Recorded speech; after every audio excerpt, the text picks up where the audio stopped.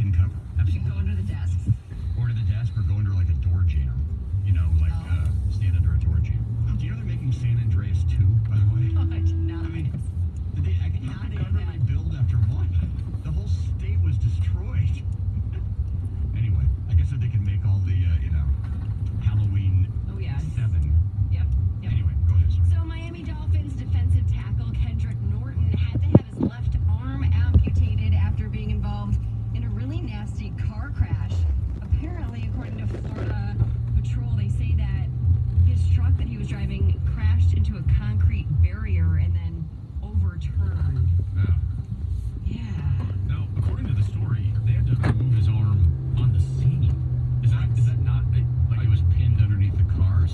I'm not sure exactly what it was. I didn't read that story. Yeah, I read it in passing for whatever reason. I didn't go into details to look, but from what I understand, something happened and they had to do it at the scene of the accident. Well, why doesn't my article say that? I'm not sure. Well, We'll do some more research on it. Yeah, but that's just I couldn't. I mean, your career's done. This isn't a Jason Pierre-Paul situation. Well, I mean, but Jason Pierre-Paul, the firework took off, his fingers and all that. But he could still play. He could still, wear a thing. That's it. I mean, you're done. What? I don't know. That's just Shocking. But like for example, the Miami Herald's Armando Salguero turned it a quote, catastrophic arm injury that may result to the end of his career. Is his career over? Yes. Question mark? Yes. wait. Well, I've seen those articles. The Dolphins are saying it's an upper body injury and he's doubtful for week 1. That's all they're saying.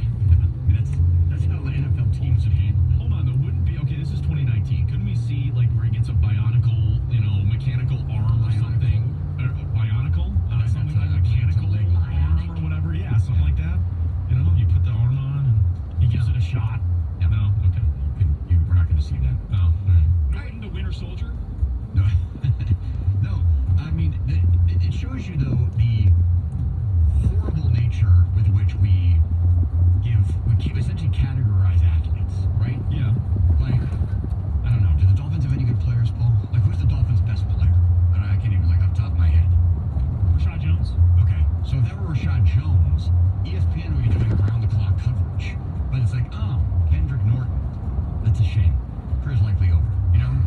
Tom Brady was involved in a car accident where his right arm had to be amputated. It wouldn't be an also tonight.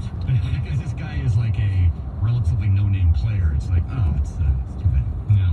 That's ridiculous. Anyway, go ahead. So, temperatures in Alaska are so hot that residents in Anchorage could experience never-before-seen temperatures. 90 degrees in Alaska this week is being predicted. Apparently, yesterday for the 4th of July, it was 89 degrees in Anchorage. And it's never reached 90 before in the history of the recorded temperatures? Apparently so. At least in the last 100 years, it has never reached 90 degrees. I'm sure this is just a coincidence. There's nothing going on. Nothing to see here. Move along. Polar ice caps melting. It's just a climate shift. Just a fluke. What was your line yesterday about things along those lines? I can't remember what you said yesterday. The phrase that you used. It's pretty great. Funny. No, yeah, no, it was memorable. Yeah, very memorable. So a lightning strike injured at least 12 people and actually killed one person who were celebrating their independence at a South Carolina sandbar. Oh no, you were at a sandbar I yesterday. know. This sounds like it was more in a sandbar in a river than a big lake. But apparently this lightning bolt hit a tree yesterday afternoon and Kind of like sent a charge through the entire sandbar? Just the water? so 12 people were injured and then one of them unfortunately passed away. Yeah, isn't that awful? I guess I don't really understand sometimes how, I get how lightning works, but I don't. I think that it was like 12 people were all did it hit each 12 person? But no, it didn't, of course. Yeah, sent a charge. Yeah. Good thing you were under that towel yesterday. Thank goodness. Thank goodness. That really protected you. Yeah, it doesn't conduct I didn't injury. see anything, so it was basically like, I was fine.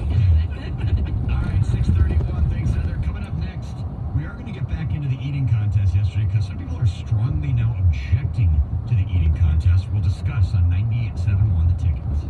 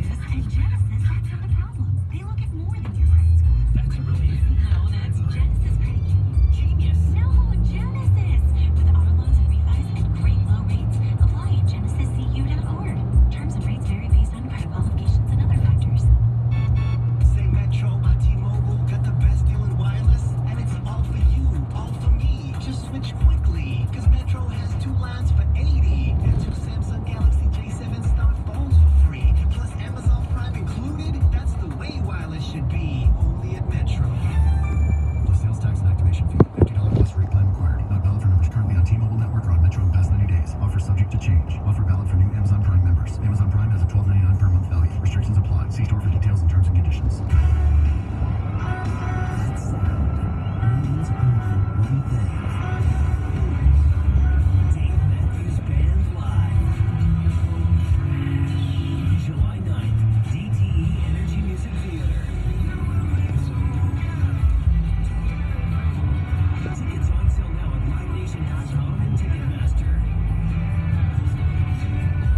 Don't miss Dave Matthews Band Summer Tour 2019. You make a million tough business decisions every day. So here's the easiest one of the year. Dell's Black Friday in July is back and bigger than ever. Get no-brainer deals on the very latest computers with Intel Core processors and a huge selection of servers, electronics, and more. All with free shipping on everything. To make your decision even easier, Dell's small business technology advisors can help you find just the right tech. Call 877-BUY-DELL. That's an easy call to make at 877-BUY-DELL or visit Dell.com/smallbusiness.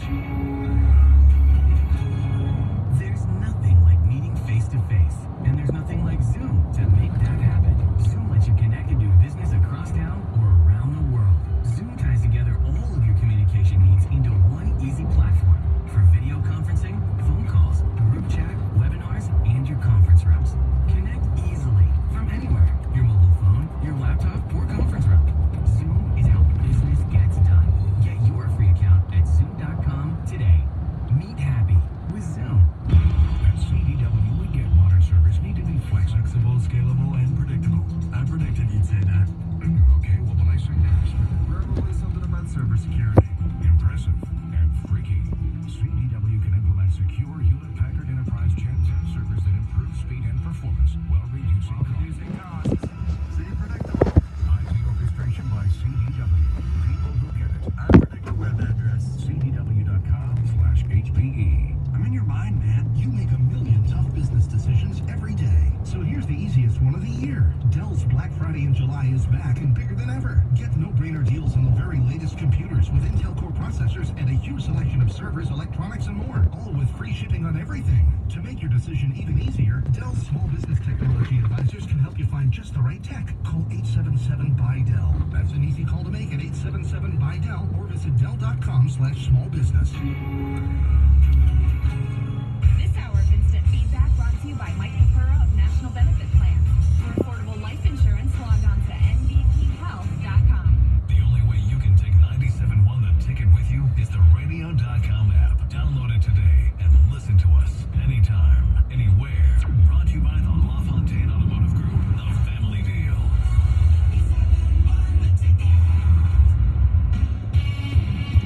Nice still on the mound. Cabrera swings and drives one deep left center field. Way back in left center and gone, a home run. Miguel Cabrera hit it a long way, number 5. And the Tigers take a 9-4 lead in the 7th. Tigers reached the halfway point of the season by winning yesterday over the White Sox 11-5. So if you extrapolate their stats from one half of season to the next half of the season, Miguel Cabrera should finish with double-digit home runs. In a related note, Cody Bellinger hit his 30th homer last night. First Dodger player to ever have 30 home runs by the All-Star break. Isn't that incredible? That is incredible, actually. Ever? Yeah, I just saw the story. Wow, especially with some of the, like Jock Peterson or Cody Bellinger 2 seasons ago or Max Muncy last year. They seem to have all these emerging stars on that team. Yeah. So that does surprise me. So if you also extrapolate the Tigers' record over, times 2, if you will, they are on pace to finish 54-108. Now, they do still have that one game remaining with the Oakland Athletics that they have to complete when they go out to... So that might factor in, not to the standings, mind you, but to the overall record. Look, just get the number 1 pick at this point. If you're going to be this bad and it's going to be embarrassing, don't let the Orioles beat you out. Well, hey, listen, I don't want to be accused of making fun of the home team on the day after they have an offensive explosion. They played a good game yesterday. Hats off to them. But 18-20, they started 18-20. 9-34 since then. 9-34. Okay, that's a 200 winning percentage. Yeah, that's a stretch that'll make you end up at a bar after ready to have a few drinks. That would be tough. All right, so yesterday was the eating contest, as Heather pointed out. And it's one of those 4th of July. It's one of those things, for me personally, that I know is always on TV, I'm aware of it happening, but I never actually sit down to watch it, much like the WNBA. And I know it's going on, whatever, if people are into it, that's great, but it's never anything that really piques my interest. Now, Peter King, who's one of the main NFL voices out there, currently working for NBC Sports for years, worked for Sports Illustrated, tweeted out the other night, because ESPN did a 30 for 30 on this whole eating contest, which I didn't see. Stoney said he watched it, and he said it was actually pretty fascinating to see exactly what these guys go through to prepare their bodies for this sort of thing. Anyway, Peter King a couple days ago tweeted out, it's a about the 30 for 30. It's a shame that at least a fifth of the children in America go to bed hungry nightly, and they're highlighting gluttony, treating someone who overeats excessively as a, quote, competitive athlete. Truly disgusting. Okay? Now, Who's calling these guys athletes? well, they run their competition on ESPN, Yeah, which is but- a sports network. It is, but it's also, I mean, Kind of it's tongue-in-cheek. an event network kind of too. Entertainment. Right. You know, it's an obscure thing. It's not like these guys are, incredible athletes out there. Right. And they don't do this it's not like they're doing this every other week. It's once a year. Well, no, there's other eating competitions. Oh, yes. sure, yeah, but It's not like ESPN doesn't really air anything else, though. I don't think. think you're correct. Yeah. I think this is a one-shot deal, and it's the 4th of July. There's not much else going on other than a little NBA news and some baseball. And the interesting about baseball, which should be pointed out, is that from talking to people who work with the Tigers over the years, they don't want holiday games. Holiday games are not the big draw that you think. If you actually looked at the baseball schedule yesterday, there were teams with a day off. It was not a super light schedule in terms of Major League Baseball, but it was not a full Friday, Saturday, Sunday tilt. There were teams with a day off because A, it was a Thursday, which is a natural either travel day or whatever, and B, it's not a desirable, like for whatever reason, you always, as a kid, you think, oh, everybody wants to go to the ballpark on the 4th of July. They actually don't. And so attendance is actually more challenging on those dates, which I find odd. But anyway, that just goes back to the point that on the 4th of July, the competitive eaters kind of have the landscape to themselves. The stage, if you will. Like next week, what is it, Wednesday, the ESPYs will air, Yes. because there will be nothing Yes, on that the day Wednesday after the night. All-Star. Yeah. And I'm sure it'll be terrible, just like it always is, and a few jokes here and there, whatever, but that's kind of how it works this time of year. Yeah. Right? But anyway, again, I don't have a huge problem with the eating contest. I understand Peter King's point, but it's like if we're going to start going, there's kids who are hungry out there, then we have to look at the billions of dollars paid to athletes to play these sports. I mean, you could slice and dice everything and say, well, there's kids hungry out there. Why is Miguel Cabrera making $31 million? There's kids hungry out there. Why are the Brooklyn Nets going to pay Kevin Durant not to play basketball next year? There are kids who are hungry out there. Why does Verlander get $63,000 per inning pitched? I mean, you can go through everything and make that imbalance about the kids starving and everything else. And I'm not trying to diminish the kids starving, because it is an important problem in this country and around the world. But I don't know.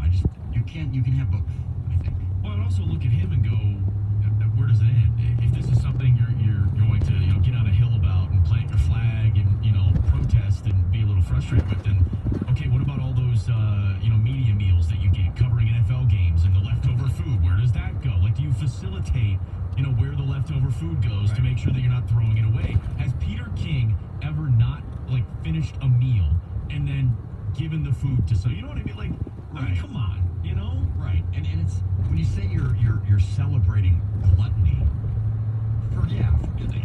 like we talked about during Heather's News, they're not all these morbidly obese people. So yes, Joey Chestnut goes up on the stage yesterday, consumes 71 hot dogs. Was that the total number? 3 short of his all-time record. And then he probably spends the next couple of days having his body readjust. But the rest of the time, he's eating like the rest of us are, I think, And we've all overdone it a few times where, like, for example, last night we had a barbecue and I had a burger and a sausage. You know what I mean? I had both. Wow. Probably shouldn't have done both. But I did. I indulged a little bit. I was going to mention you looked a little hefty when I you know. walked in this morning. I know. Yeah. Looks like you Exactly. had a sausage yesterday. I will, I'll get to the gym and then work that off for you, Bogey. So next time you see me, I'll be back and fighting weight. I'm right there with you. I had a burger and a